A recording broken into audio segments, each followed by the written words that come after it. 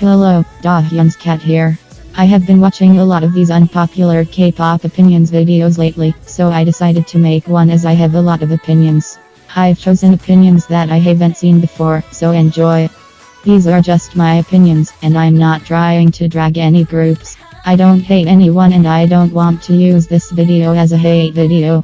I'm sorry if I come over as too critical. ONE's B-side tracks are way underrated. I love all of OS songs, but I personally prefer their non-title tracks. To me, they have more emotion and they are better songs overall.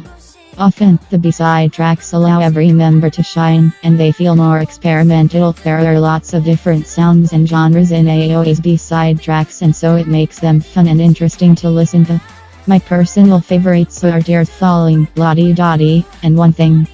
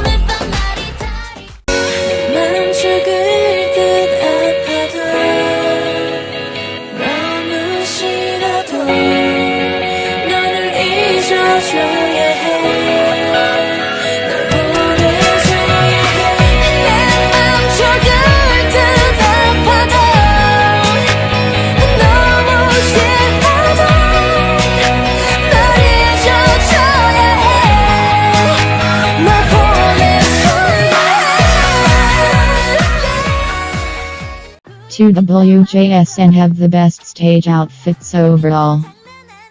I know this is a subjective thing, but this is an opinions video and it's a strong opinion of mine.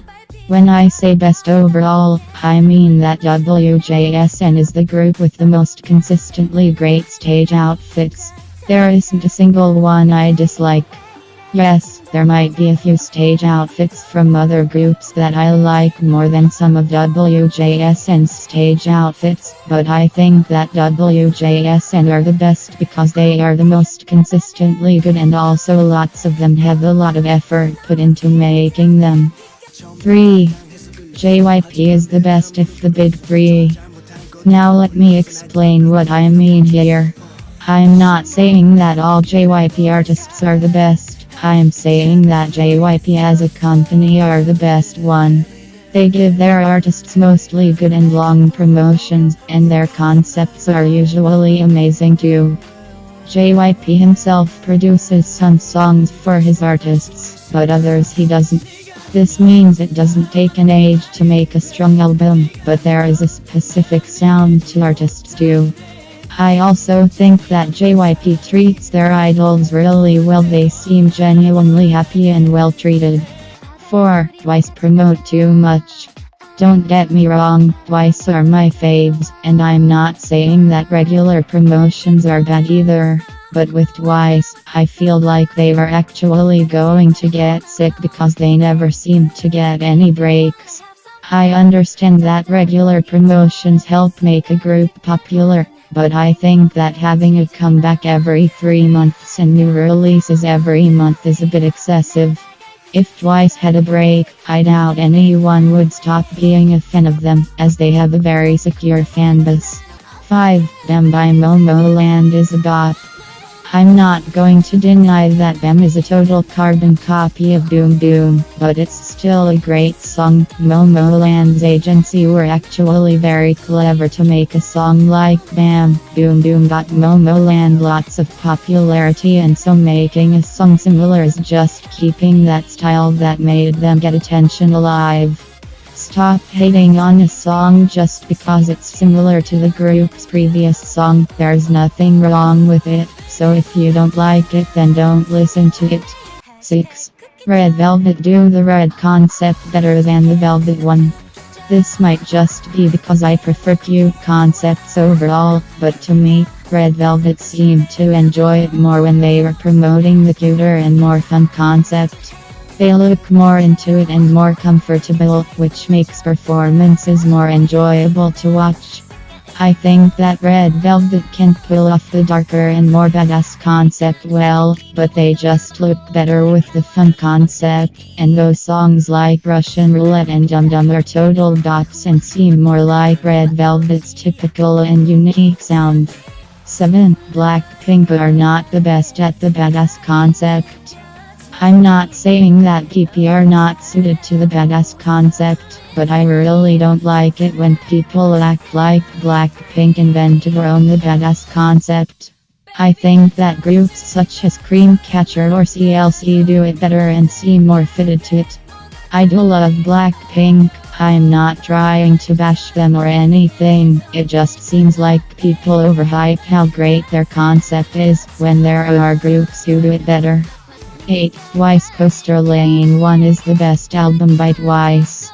I don't know if this is necessarily an unpopular opinion, but I wanted to include it because I don't see this album as a whole getting enough love. All the tracks on this album are great. They could all be title tracks, and I love them all. I think that since this album, Twice's B-sides have not been quite as good as a whole, although there are some absolute gems from other mini-albums, such as Touchdown and Sweet Talker. 9. All members of Boogadan need love. Before I properly stan Boogadan, I didn't really know anything about the other members apart from Sejong and Mina. Then I started watching their performances and realized how talented the other members are, yet I never see many comments about how good Haebin's vocals are, for instance. Boogadan is such a powerful group and it really annoys me that the other members are so underrated, and it feels like only the members who were in IOI get enough love and promotion. 10. Repackaged albums are pointless. I do love lots of songs from repackaged albums, but the actual production of them is stupid. What's the point of releasing a whole album just for 1 or 2 more tracks? I think that just releasing a digital single would be better. I know that repackaged albums are sometimes meant to continue on a story from the previous music video or something, but I don't really think it ever works out as well as companies would hope, and so I think the idea should be abandoned altogether. Well, thank you for watching this video. I have 10 more opinions, so I might make a part 2 in the future, but goodbye for now.